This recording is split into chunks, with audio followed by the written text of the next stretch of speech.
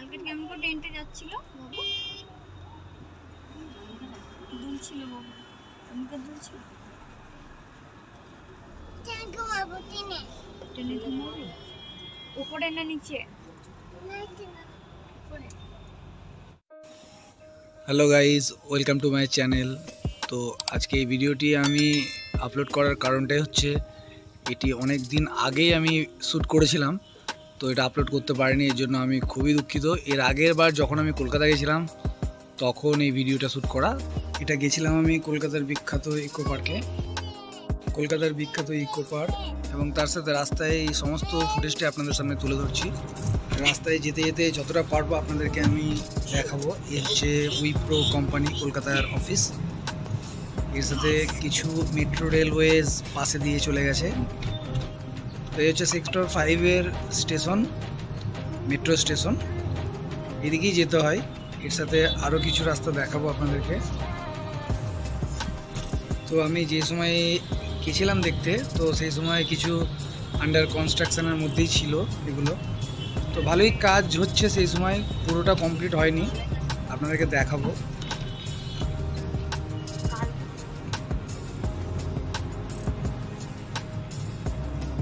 একদম দাদা, যেমন এই জায়গাটায় দেখুন, এটা পুরোপুরি ইনকমপ্লিট। এর উপর দিয়েই রাস্তাটা যাবে, মানে মেট্রোর রাস্তাটা যাবে এদিকে। তো ভালোভাবেই কনস্ট্রাকশনটা শুরু হয়ে গিয়েছিল তখন। এ দেখেন ডান দিকের উপরগুলো একটু লক্ষ্য করলে বুঝতে পারবেন, যেগুলো ইনকমপ্লিট অবস্থায়।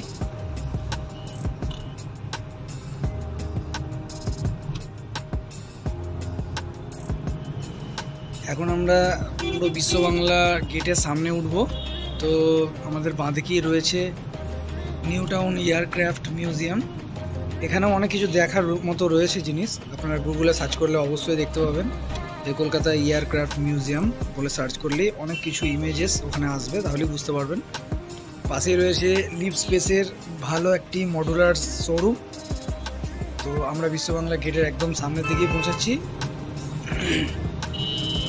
তো এর পাশে আরও কিছু বড় বড় হোটেল রয়েছে, নিউ টাউন এরিয়া এটাকে বলে। শিয়ালদা থেকে আসতে গেলে আপনাকে শিয়ালদা স্টেশন থেকে কোনো ট্যাক্সি বা ওলা উবের ক্যাব ধরলে আপনাকে বিশ্ব বাংলা গেটের সামনে নামিয়ে দেবে। মিনিট 20-র রাস্তা, খুব বেশি দূরে নয়। আপনি গুগল ম্যাপে সার্চ করলেও পাবেন। একটি বিশেষ হোটেলও দেখা যাচ্ছে, এটা ঠিক নামটা জানি না, তবে এই সামনেরটা হচ্ছে আপনার লেমন ট্রি প্রিমিয়ার।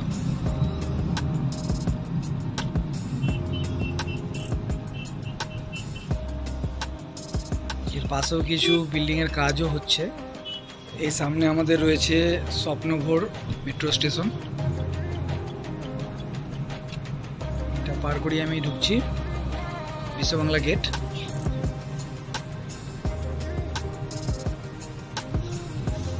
বাবা সামনে এইটাই বিশ্ব বাংলা গেট, বুঝলে তো? বিশ্ব বাংলা গেট বলে না, এই যে এটা সামনেরটা।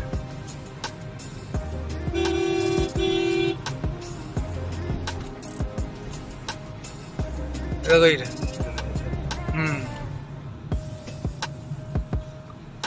এই দেখো এইটা, এখানে আসবো একটু পরে। তো বিশ্ব বাংলা গেট আমরা পার করে যাচ্ছি ইকো পার্কের দিকেই। তো হিটকো ভবন সামনেই। বিশ্ব বাংলা গেটের উপরে রেস্তোরাঁও রয়েছে, ওখানে নিচে আপনারা টিকিট কাউন্টারও দেখতে পাবেন। কোনো সময় আসলে আপনাকে আগেই টিকিটটা করে নিতে হবে। ওই টিকিটের যা চার্জ, ওর মধ্যে আপনি রেস্টুরেন্টের খাবারের বিলটা ওর মধ্যে ধরবেন। আর অবশ্যই মনে করে আপনারা যখন টিকিট কাটা হয়ে যাবে তখন কিন্তু রাস্তাটা দেখে পার করবেন। তো এখন আমরা যাচ্ছি ইকো পার্কের দিকেই। তো এখানে কিছু ইনস্ট্রাকশন দেওয়া আছে, Eco Park, airport, Mother's Wax museum.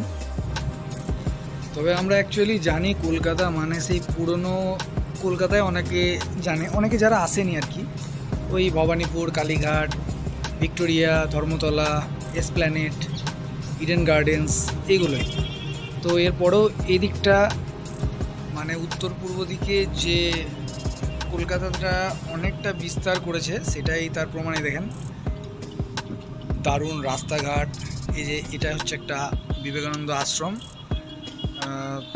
স্বামীজির।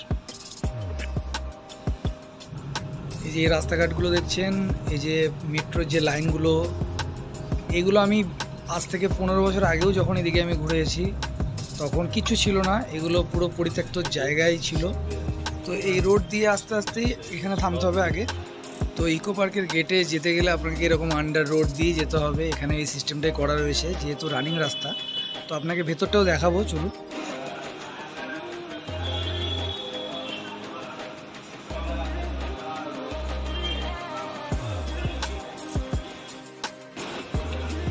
এই আন্ডার রোডে এখানে অ্যাক্সেলেটার সিঁড়িরও ব্যবস্থা রয়েছে, ওই দিকেও আছে। আর ভেতরটা এরকমই ফাঁকা।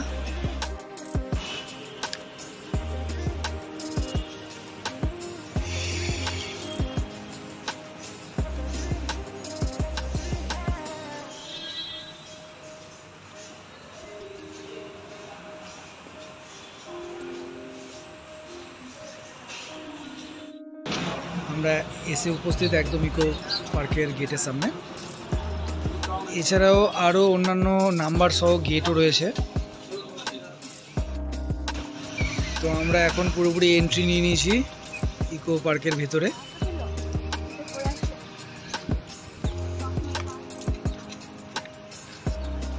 চশমাগুলো বার করে দিতে হবে, দাও। বাঁ হাতে ট্রেনের টিকিটের কাউন্টার রয়েছে, সামনে দেখতে পাচ্ছেন।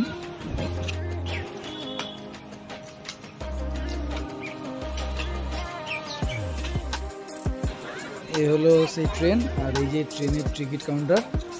তো 150 টাকা করে পার হেড। আর এই হচ্ছে ট্রেন, ট্রেনের মধ্যে বসে গোটা ইকো পার্কটা আপনাদেরকে ঘুরে দেখাবে।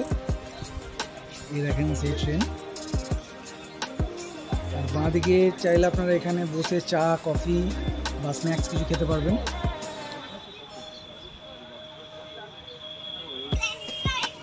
আমার বাবু এই সময় একটু টায়ার্ড হয়ে গেছিলো এবং যার জন্য ঘুমিয়ে গেছিলো।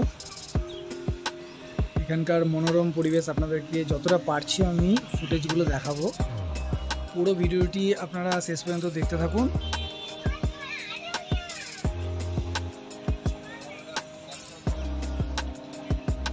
আমরা 5 জন বাড়ির মেম্বার ছিলাম, আর এ দেখেন 750 টাকা 5 জনের। আর এই হচ্ছে সেই ইকো পার্কের সবথেকে বড় জলাশয়টি। এর সামনের পরিবেশ আপনারা সত্যি আসলে মন মুগ্ধ হয়ে যাবে। এখানে বোটের সিস্টেমও রয়েছে, কিন্তু আমরা যখন গেছিলাম তখন কোনো বোটের সিস্টেম নেই, মানে ওই সময়টা একটু বন্ধ ছিল। তারপর সেই দ্বিতীয় ট্রেনটি ছাড়ার সময় হয়ে গেছিলো, আমরা বসে গেছিলাম আমাদের সিটে। বাবুও খুব এক্সাইটেড। তো এই ট্রেনে করে চেপে আমরা পুরো পার্কটাই ঘুরতে চলেছি। খুব ভালো লাগছিল সেই সময়। 8 ঘন্টা ঘুরে আসো, 8 ঘন্টা। वीडियो शेयर कर देंगे, वीडियो शेयर कर देंगे मैं। हाँ हाँ,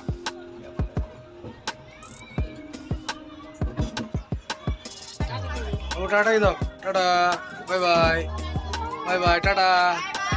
ये बाय बाय। ओह देखो,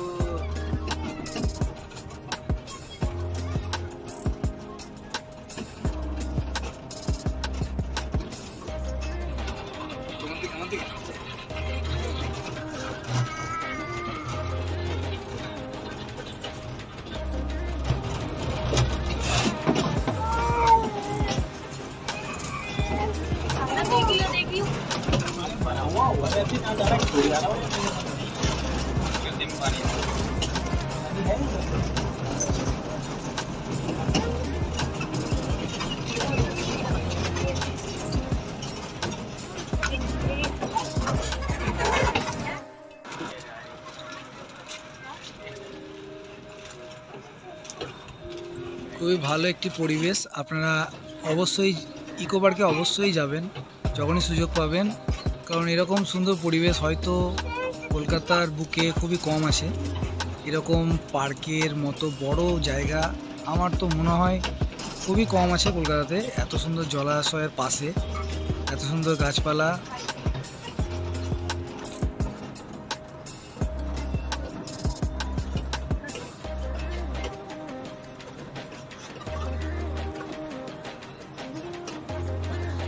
এখানে কিছু স্ন্যাক্স খাওয়ার মতো জায়গা।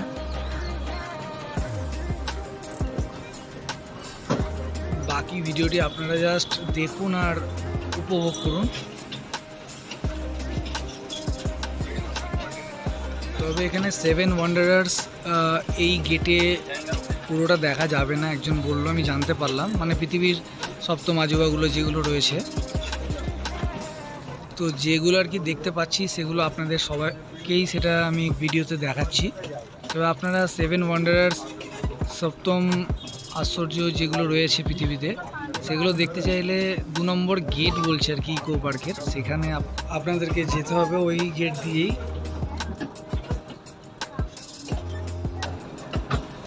তবে তার মধ্যে একটা দেখতে পাচ্ছি সামনে রয়েছে আইফেল টাওয়ার, প্যারিসের বিখ্যাত আইফেল টাওয়ারের একটি ছোট্ট কপি।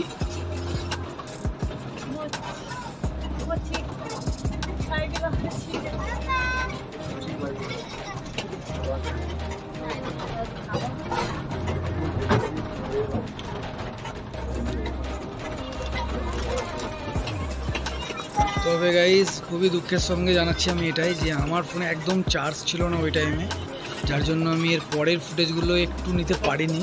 আর আমিও হোটেলে ভুলে গেছিলাম সেই আমার পাওয়ার ব্যাংক বা চার্জারগুলো।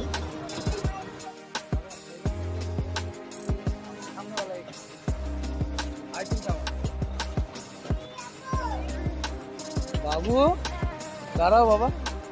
তো যার জন্য ভিডিওটি এইখানে আমাকে স্কিপ করতে হচ্ছে। তবে ভালো লাগলে অবশ্যই লাইক করবেন এবং সাবস্ক্রাইব করে পাশে থাকবেন নেক্সট ভিডিওগুলো দেখার জন্য। তো টাটা গাইজ।